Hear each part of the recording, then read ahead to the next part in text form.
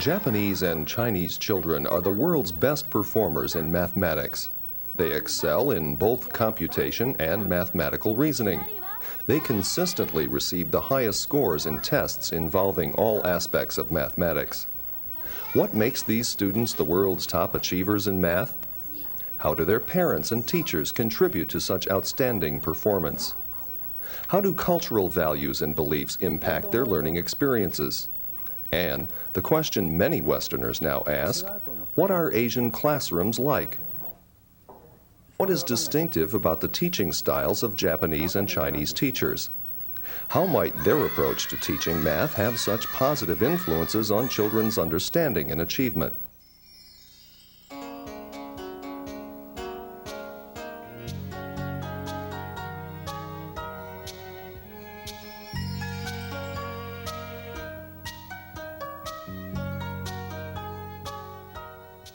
In recent years, Americans have been inundated with articles lauding the high achievement levels reached by Japanese and Chinese students. At age 5, Japanese children already are more skilled in mathematics than their American counterparts. They maintain their higher achievement status throughout their elementary school years, and by junior high school, they are the world's top performers in mathematics. Despite all this attention, there has been little opportunity for Westerners to get a close look at what is behind this success. In this program, we will take you to several first and fifth grade math classes in Japan and Taiwan to see some of the educational and cultural experiences that propel these children to the top. Over the past 10 years, a team of researchers at the University of Michigan has been conducting a series of studies on children's math achievement in Japan, Taiwan, and the United States. In one of the Michigan studies, researchers visited 60 representative fifth grade classrooms, 20 in Taipei, Taiwan, 20 in Sendai, Japan, and 20 in Minneapolis. The results are alarming. Of the 60 classrooms visited, only one American classroom performed as well as the worst of the 40 Asian classrooms. Yet, American children do not believe they are doing poorly in math. They believe mathematics is easy, and they say they like mathematics. Similarly, American parents believe their children are doing fine in math. In fact, over 75% of parents are satisfied with their child's performance in mathematics. Effective teaching, a good study environment at home, parental support, and cultural beliefs emphasizing diligence all contribute to high achievement among Japanese and Chinese children. This is Taipei, the capital of Taiwan, and home to 2.5 million people. Educational policy making here is highly centralized. The Ministry of Education designs the curriculum and publishes all textbooks. All schools, including private schools, follow this curriculum. Sendai, Japan is the financial center of Northeast Japan. The 1.2 million people in Sendai live in accordance with traditional values of harmony, order, and hard work. In Japan, the Ministry of Education also defines a curriculum for all schools, and private publishers of textbooks must conform to the ministry's guidelines.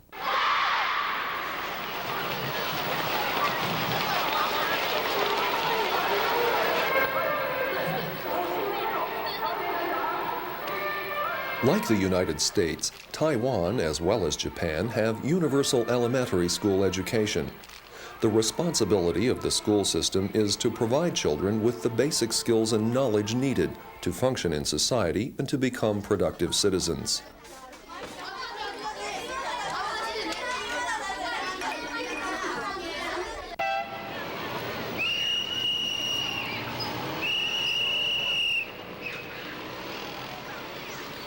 Chinese and Japanese children have a 240-day school year. American children, a 180-day year. Learning mathematics takes time. Chinese and Japanese children spend more time in math classes than do American children.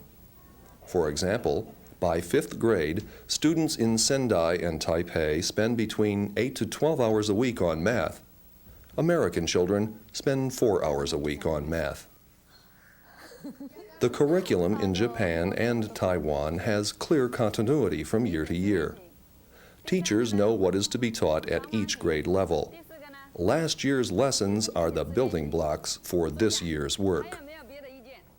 Asian teachers know they will not return to a topic and are careful to spend enough time so that all children understand each lesson.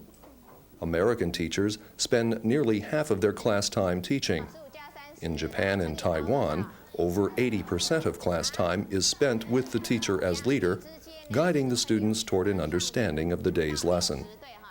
These teachers are very successful at engaging their students' attention, even though they teach large classes, often up to 50 children in Taiwan and 40 in Japan. After every 40 to 50-minute class, the children spend 10 to 15 minutes in vigorous play.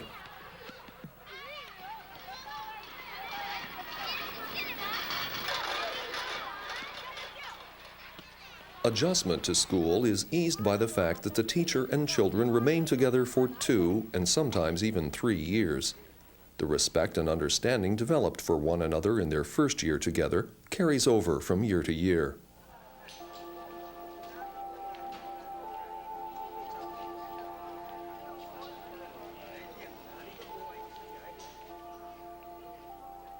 Behind high achievement is the Confucian belief that human beings are like clay, shaped by the events of everyday life. Differences in innate ability are de-emphasized, and the potential for change throughout life is believed to lie within the individual. An educational administrator in Japan summarized the Japanese position in this way. The purpose of education in Japan is to reduce individual differences. This does not mean lowering standards, but rather raising the level of performance of all children. If one child learns more slowly than the others, it only means that the child must work harder. The slow bird, says a Chinese proverb, needs to start out early. This set of beliefs, accompanied by the Asians' long-held respect for learning, underlies the national devotion to promoting children's academic achievement. Children consistently receive the message that getting an education is their first responsibility. They know that life's achievements are closely tied to knowledge and its thoughtful application. Teachers recognize individual differences among children, but expect that if children work hard, they can accomplish the goals set for them in school. A common criticism of Asian education is that all this emphasis on hard work leads to stress. But it is not stress that is observed in elementary school, it is involvement and enthusiasm.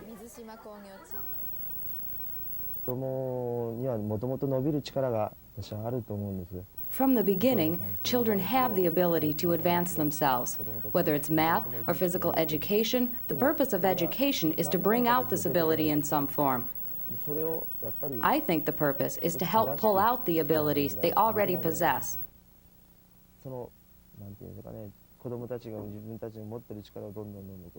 Whether you're teaching children or raising them, you don't look down on them, you help them.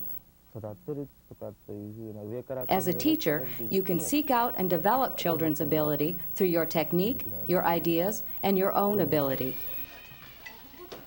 As part of their education, teachers have many opportunities to observe model teachers, colleagues who have proven themselves to be highly effective in classroom instruction. Teachers continue to learn. Lesson plan up myself, but many times I make my plans, especially in science, in consultation with the 5 other first-grade teachers. Teachers have the time to interact with one another, since nearly 40% of their time at school is spent away from teaching. In addition to the time spent discussing lesson plans, teachers use non-teaching hours to prepare lessons, correct papers, and help individual children. These non-teaching hours provide teachers time to gather energy to conduct classes in a spirited fashion. The classes you are about to see are typical. The teacher's methods of instruction, standard practice. Some methods are subtle, some more obvious.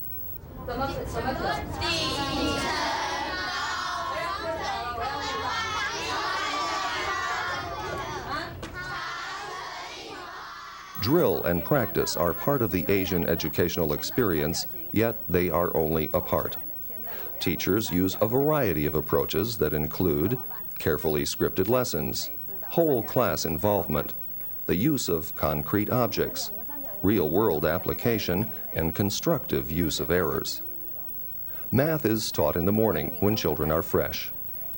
Each 40-minute class begins with the teacher stating the day's goal. The rest of the class period is used to develop the goal, sometimes using one problem and sometimes many problems.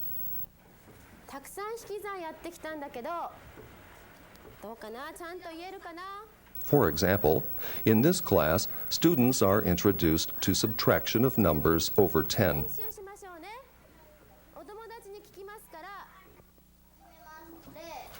始めます。さて今日は予告通り何ですか? Here, students are told they will be adding fractions with different denominators for the first time. 这是你最爱现的时候了。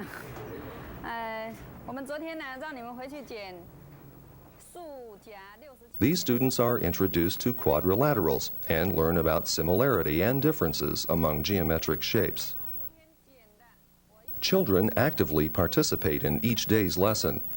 Rather than have the teacher spend the entire class period lecturing, the children are expected to come up with their own solutions to new problems, to evaluate the effectiveness of these solutions, and to be able to explain their solutions to their classmates. The teacher, Ms. Lin, presents the challenge.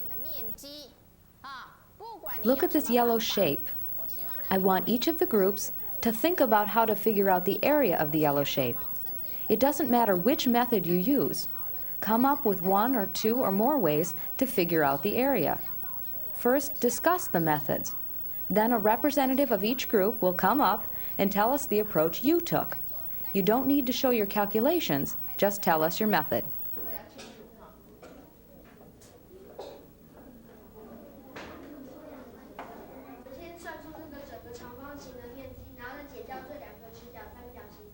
First, we figure out the area of this big rectangle.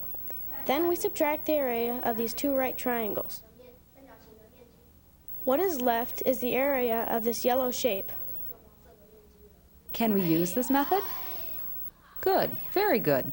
Who knows another way to solve the problem?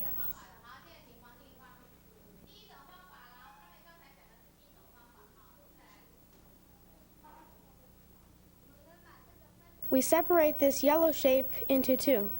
We now know the base. Into two what? Two triangles. All right, two triangles. That means you connect the two opposite corners with a straight line. Let's think about it. If we draw a diagonal, what will happen? Now connect the two.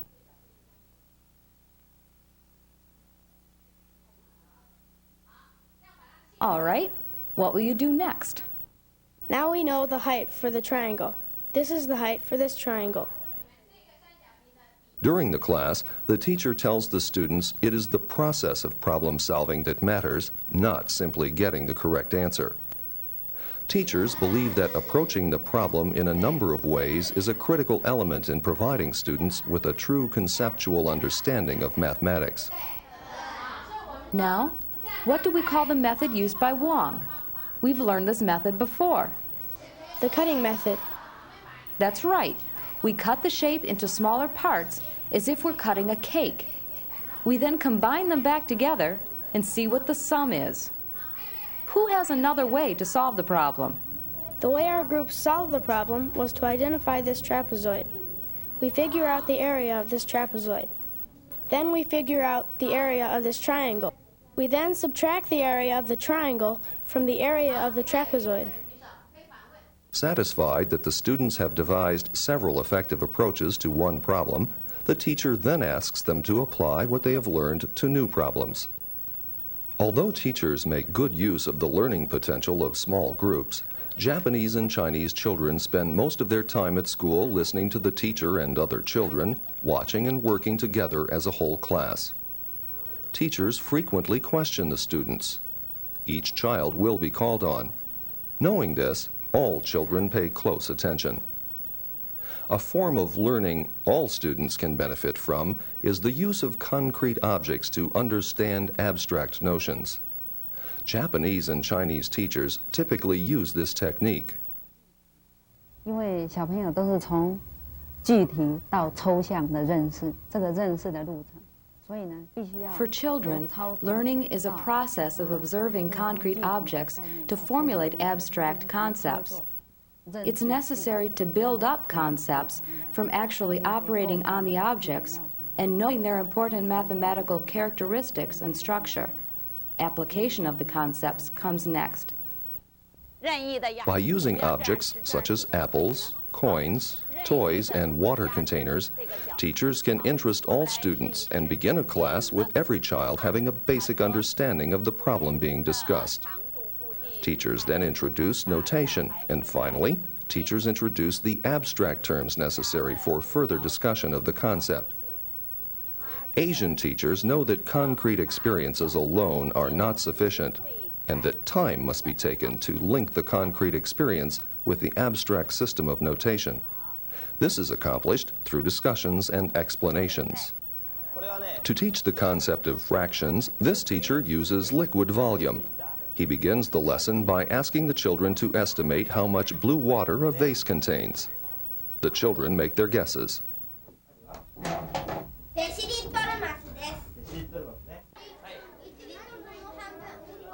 The teacher then demonstrates that the vase contains 1 2/3 liters.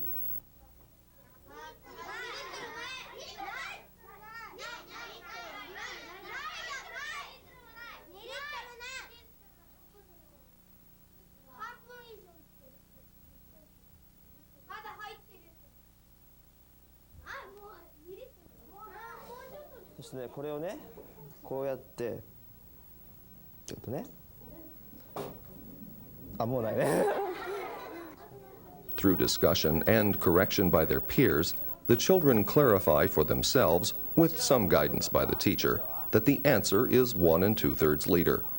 The teacher ends the lesson by introducing for the first time the terms for numerator and denominator. Through this engaging presentation, students come to understand the notation system of fractions. Even though the range of abilities in Japanese and Chinese schools is similar to the range of abilities in other countries, tracking is unheard of in these classrooms. Students are not separated according to their ability among different classrooms, nor are there separate ability groupings within a classroom. This challenges teachers to devise teaching procedures that will lead all students to understand mathematics. 看看要多少钱啊？等一下。 Teachers often present problems in a way that is part of the children's everyday experience. Common events or objects or places become learning tools. The goal is to involve every child and to show the value of mathematics in real-world settings. 因为我教的本身是1、2年级，那我就觉得数学方面是跟我们日常生活很有关系。 Because I teach the first and second graders, I prefer a more lively teaching style. Math is very relevant to our daily life. I enjoy designing my own teaching materials inspired by things in our everyday environment. 因为我这个人比较喜欢。 Ms. Jing conducts a toy sale to teach students about numbers. She begins the activity by having students assign a price or value to each toy. A child prices the panda at $6, and the teacher asks the students to take out 6 black buttons. Mickey Mouse is priced at $2, and the teacher asks the students to take out 2 white buttons. The students are then asked how many buttons they have altogether, and they count together.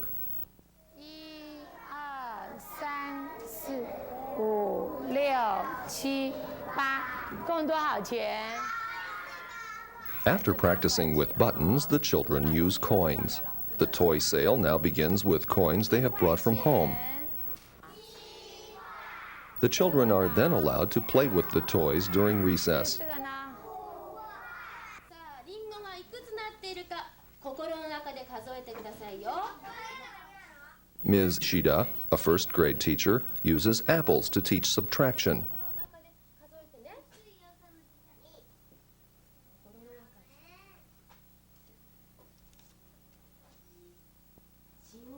How many apples are there? Count them in your head. Remember, in your head. 12. Okay, there are 12 apples. If we take 10 from 12, what is the remainder?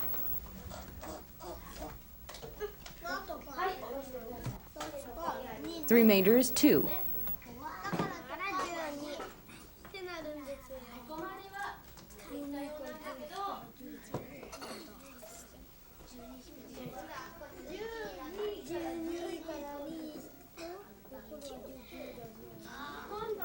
Now 12 minus 9? Using 10 as a base, the children discover how subtraction can be a matter of addition. If you see 9, the number is the 1 after the 2. Yes, there are 12, aren't there? From the 10 in the 12, you take away 9. After I've taken 9 from the 10, I have 1 left. The 1 plus the 2 becomes 3. 3 is the answer. The teacher demonstrates how to solve the problem. For this, she uses large tiles. She follows up by stating the problem in a sentence. The children tell her how to fill in the blanks. She continues with several examples and then gives the children a handout for review during class. After she is satisfied they understand the concept, she hands out a homework assignment for additional practice.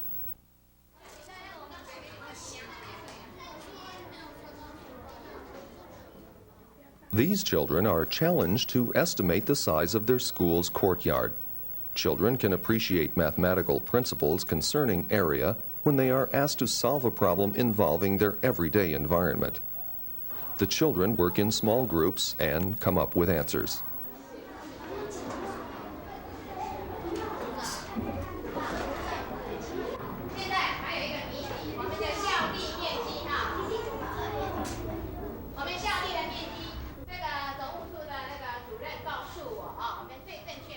The teacher then shows a map of the courtyard and the correct answer.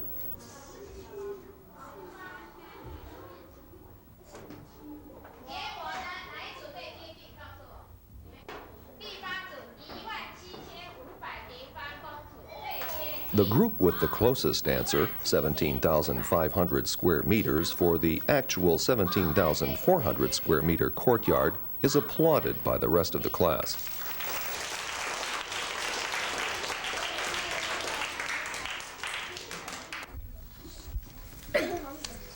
Rather than using errors as an index of failure, errors are used as an indication of a need for more understanding and practice. In this classroom, students are working for the first time with fractions that have different denominators. In the course of solving one problem, the students suggest several incorrect methods. The teacher puts these errors to good use in clarifying the meaning of fractions. She presents the problem: to add 1/2 and 1/3. 1/3 plus 1/2 equals 2/5.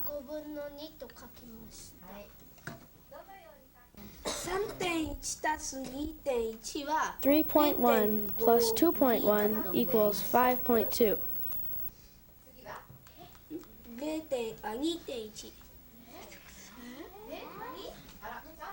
Please listen to him until he finishes. If I change it into a fraction, it's 2/5. Now I understand how you get this answer. Okay? How about someone else who solved it in a different way? Yuichi-kun. I reduced the numbers to the least common denominator, 6. 1/3 equals 2/6. 1/2 equals 3/6. The answer is 5/6. The teacher points out that they now have 3 ways to solve the problem. She asks for an explanation of the first method.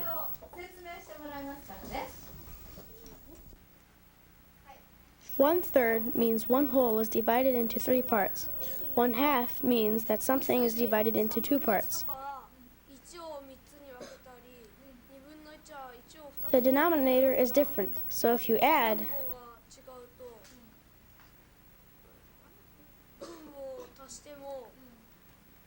Seeing that the child can't explain the method, the teacher clarifies what was wrong. Which is bigger, 1/2 or 2/5? 1/2, isn't it? Even so, some of you added 1/3 and 1/2 and mysteriously got an answer that was smaller. Let me explain.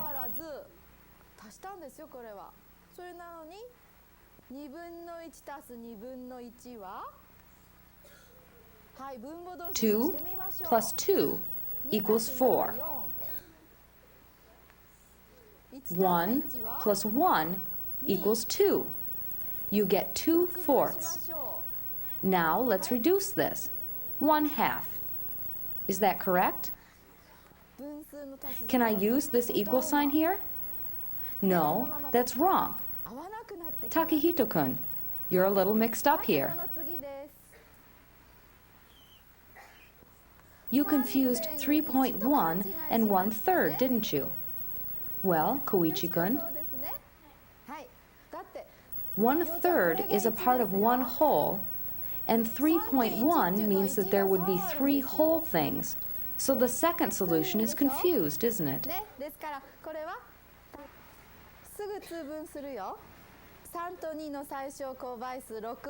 I will find the least common denominator. After you get the least common denominator of 3 and 2, you must multiply the numerator by the same number as the denominator so that you get 2/6 and 3/6. If you add, you get 5/6.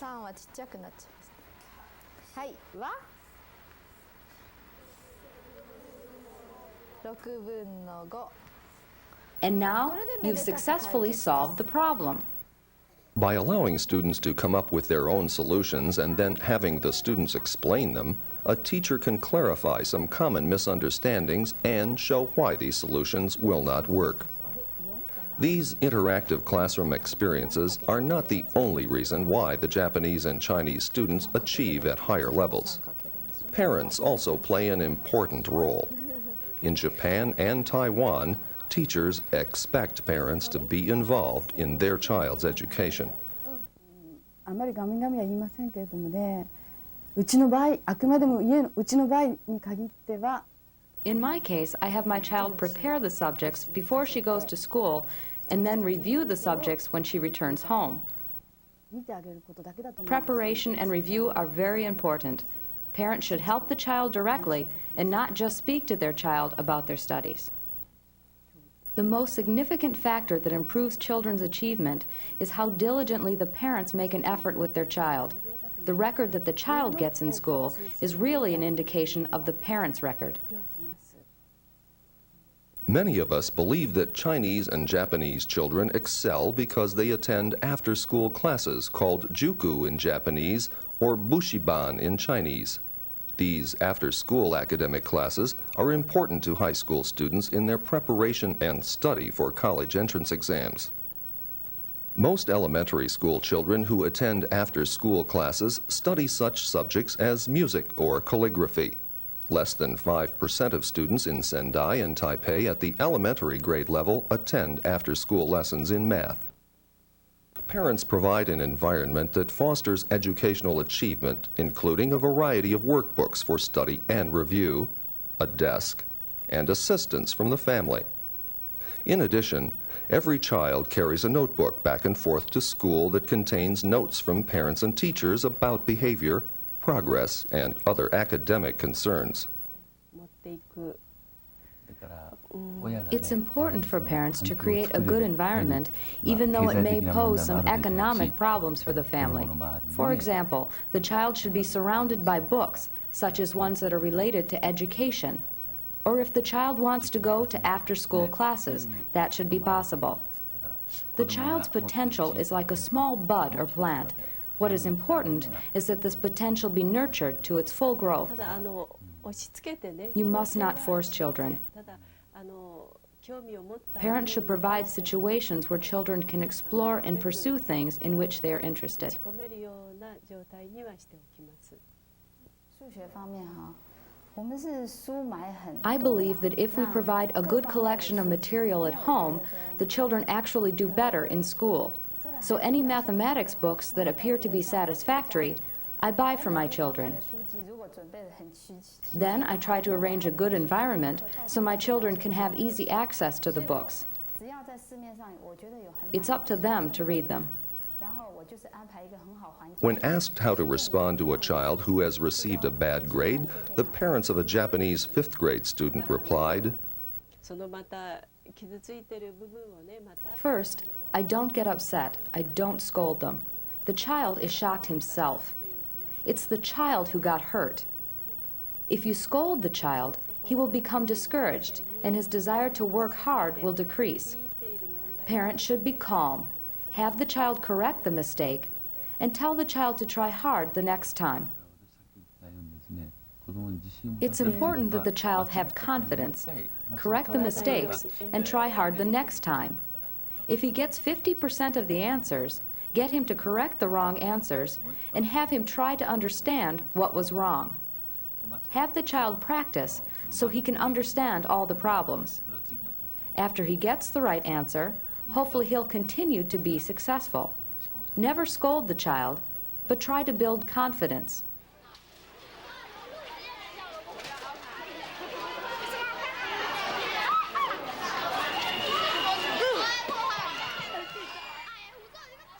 Shaped by the events of everyday life, these children learn to achieve.